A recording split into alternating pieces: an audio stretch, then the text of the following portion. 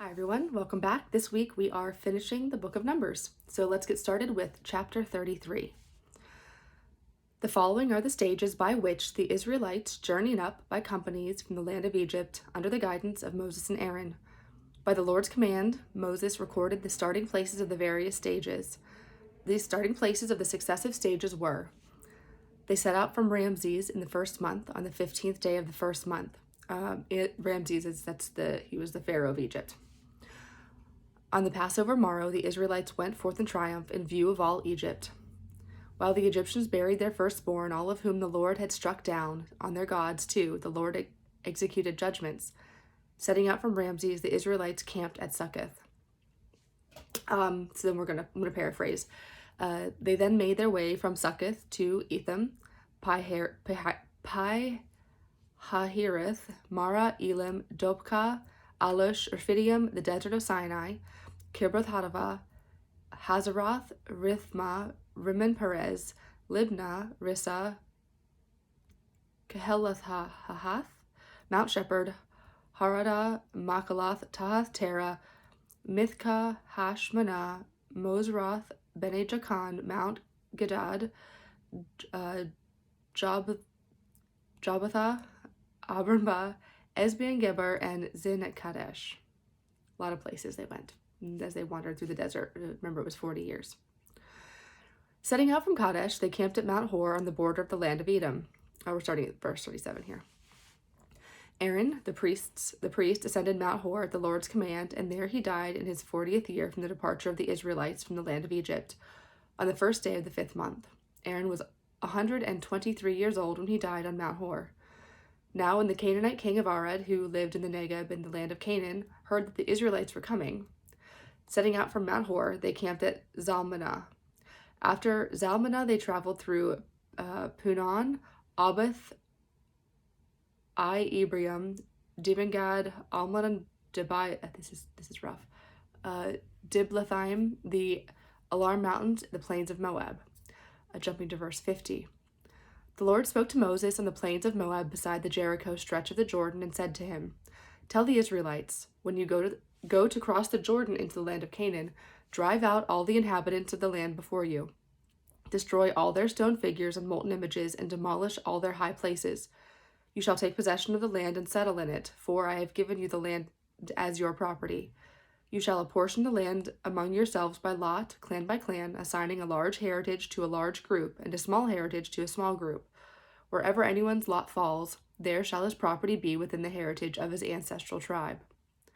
But if you do not drive out the inhabitants of the land before you, those whom you allow to remain will become as barbs in your eyes and thorns in your sides, and they will harass you in the country where you live, and I will treat you as I had intended to treat them."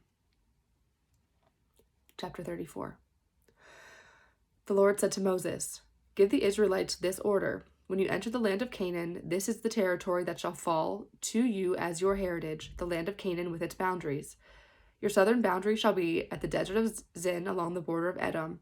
On the east it shall begin at the end of the Salt Sea, and turning south of the Akrabim Pass, it shall cross Zin and extend south of Kadesh Barnea to Hazar Adar. Thence it shall cross to Asmon, and turning from Asmon to the Wadi of Egypt, shall terminate at the sea. For your western boundary you shall have the Great Sea with its coast. This shall be your western boundary. The following shall be your boundary on the north. From the Great Sea you shall draw a line to Mount Hor, and shall continue it from Mount Hor to Labo in the land of Hamath, with the boundary extending through Zedad. Thence the boundary shall reach to Ziphron and terminate at Hazar Anan. This shall be your northern boundary. For your eastern boundary you shall draw a line from Hazar Anan to Shephem, and from Shephem the boundary shall go to Arbal east of Ain, and descending further shall strike the ridge on the east side of the Sea of Chinnereth. Thence the boundary shall continue along the Jordan and terminate with the Salt Sea. This is the land that shall be yours with the boundaries that surround it. Moses also gave this order to the Israelites. This is the land to be apportioned among you by lot, which the Lord has commanded to be given to the 9 1/2 tribes. For all the ancestral houses of the tribe of Reuben and the ancestral houses of the tribe of Gad, as well as half the tribe of Manasseh, have already received their heritage. These 2½ tribes have received their heritage on the eastern side of the Jericho stretch of the Jordan toward the sunrise. The Lord said to Moses, "These are the names of the men who shall apportion the land among you: Eleazar the priest and Joshua son of Nun, and one prince from each of the tribes whom you shall designate for this task. These shall be as follows: from the tribe of Judah, Caleb son of Jephunneh; from the tribe of Simeon, Samuel son of Ammihud; from the tribe of Benjamin, Elidad son of Chislon; from the tribe of Dan, Bukai son of Jogli; from the tribe of Manasseh, Haniel son of Ephod; and from the tribe of Ephraim, Kemuel son of Shipshahan, for the descendants of Joseph. For the tribe of Zebulun, Elizaphan son of Parnach; from the tribe of Issachar, Paltiel son of Azan; from the tribe of Asher, Ahidud son of Shelomi; from the tribe of Naphtali, Pedalel son of Ammihud. And these are they whom the Lord commanded to assign the Israelites their heritage in the land of Canaan." Chapter 35. The Lord gave these instructions to Moses on the plains of Moab beside the Jericho stretch of the Jordan. "Tell the Israelites that out of their hereditary property they shall give the Levites cities for homes, as well as pasture lands around the cities. The cities shall serve them to dwell in, and the pasture lands shall serve their herds and flocks and other animals. The pasture lands of the cities shall be assigned the Levites. To be assigned the Levites shall extend 1,000 cubits from the city walls in each direction. Thus you shall measure out 2,000 cubits outside the city along each side, east, south, west, and north, with the city lying at the center. This shall serve them as the pasture lands of their cities. Now these are the cities you shall give to the Levites: the 6 cities of asylum, which you must establish as places where a homicide can take refuge, and in addition 42 other cities, a total of 48 cities with their pasture lands to be assigned to the Levites. In assigning the cities from the property of the Israelites, take more from a larger group and fewer from a smaller one, so that each group will cede cities to the Levites in proportion to its own heritage." The Lord said to Moses, "Tell the Israelites, when you go across the Jordan into the land of Canaan, select for yourselves cities to serve as cities of asylum, where a homicide who has killed someone unintentionally may take refuge. These cities shall serve you as places of asylum from the avenger of blood, so that that's somebody who accidentally you're running and you accidentally run into somebody and they die. That's an accidental situation, so they can seek asylum and live somewhere, and not face the penalties that an intentional like a murder would. These cities shall serve you as places of asylum from the avenger of blood, so that the homicide shall not be put to death unless he is first tried before the community. 6 cities of asylum shall you assign, 3 beyond the Jordan and 3 in the land of Canaan. These 6 cities of asylum shall serve not only the Israelites, but all the resident or transient aliens among them, so that anyone who has killed another unintentionally may take refuge there." That's the key, though, unintentionally. And here we're going to get to the law when a death has occurred. "If a man strikes another with an iron instrument and causes his death, he is a murderer and shall be put to death. If a man strikes another with a death-dealing stone in his hand and causes his death, he is a murderer and shall be put to death. If a man strikes another with a death-dealing club in his hand and causes his death, he is a murderer and shall be put to death. The avenger of blood may execute the murderer, putting him to death on sight. If a man pushes another out of hatred, or after lying in wait for him, throws something at him and causes his death, or if he strikes another out of enmity and causes his death, he shall be put to death as a murderer. The avenger of blood may execute the murderer on sight.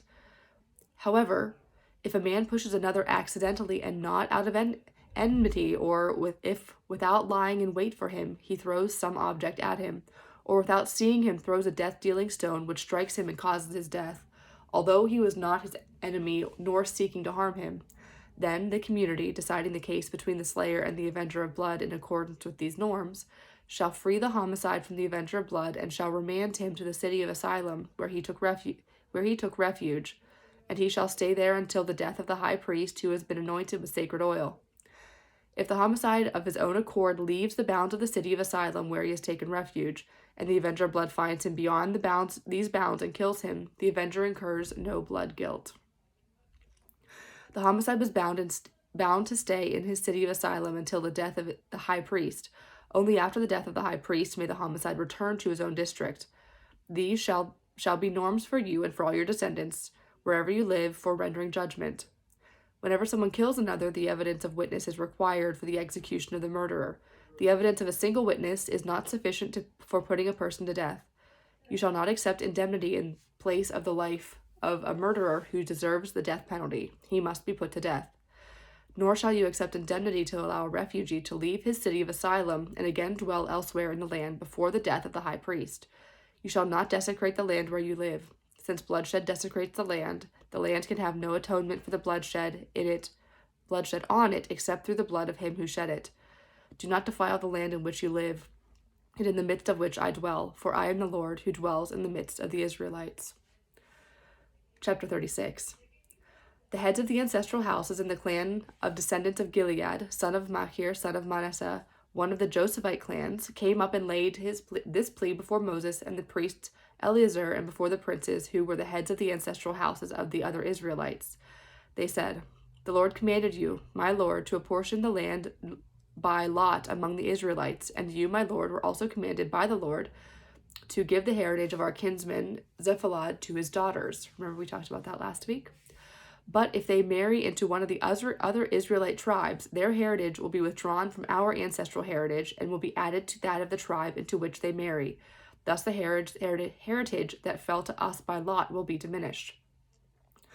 When the Israelites celebrate the Jubilee year, the heritage of these women will be permanently added to that of the tribe into which they marry and will be withdrawn from that of our ancestral tribe. So Moses gave this regulation to the Israelites according to the instructions of the Lord. The tribe of the Josephites are right in what they say. This is what the Lord commands with regard to the daughters of Zelophehad.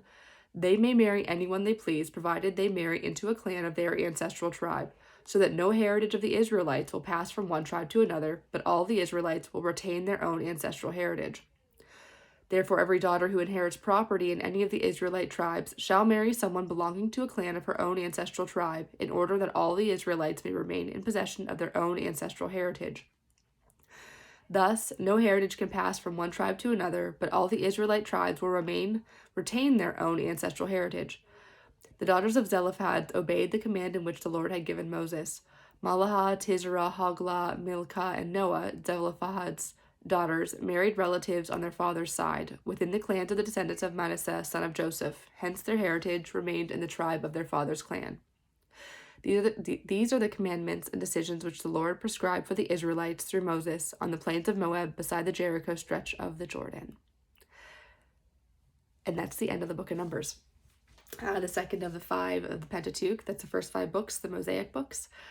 We're getting really close to entering the Promised Land. Get there soon. But that is all for this week. Let us bow our heads and close with the Lord's Prayer. Our Father, who art in heaven, hallowed be thy name. Thy kingdom come, thy will be done, on earth as it is in heaven. Give us this day our daily bread, and forgive us our trespasses, as we forgive those who trespass against us. And lead us not into temptation, but deliver us from evil. For thine is the kingdom, the power, and the glory, forever and ever. Amen. All right, I hope you have a great rest of your Sunday, and I will see you next week. Bye-bye.